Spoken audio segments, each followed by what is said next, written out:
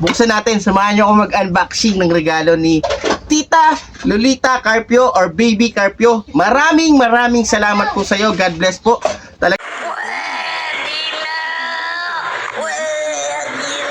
Yo, what's up mga idol? For today's video ay binibigay natin mga idol nakakataba ng puso. So after nating mamigay ng mga bigas galing sa ating LGU, sa ating mga kabarangay, so nakakatuwa kasi may isang barangay na residente natin na nakaregalo sa atin.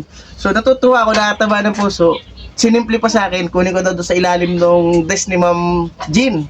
Hindi pala desk, parang cabinet, mga katambay. So buksan natin, samahan nyo ako mag-unboxing ng regalo ni Tita Lolita Carpio or Baby Carpio. Maraming salamat po sa iyo. God bless po. Talaga po nakakataba ng puso ang mabigyan ka o ma-appreciate ka nila. Salamat po sa inyo. Salamat po. God bless po. Salamat sa bigay nyo. At ito po, mga katambay at papaswal dyan. So ito po, tingnan po natin. Wow! Suha! Sarap! Pwede tayo dito mga katambay, lalo na paglasing, pampahulas kasi may asim at tamis. Tapos ito, wow! Tama-tama mga kapapaswel, mga idol, may lagahin na tayo ng pulutan. At sarap nito, lagay pulutan, tama pag mainit yung sabaw na pulutan natin. Takip. So, once again, ilang bali lang yun, tatlo. So, maraming salamat po.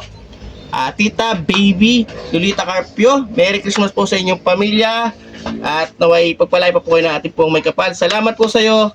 God bless po. Thank you.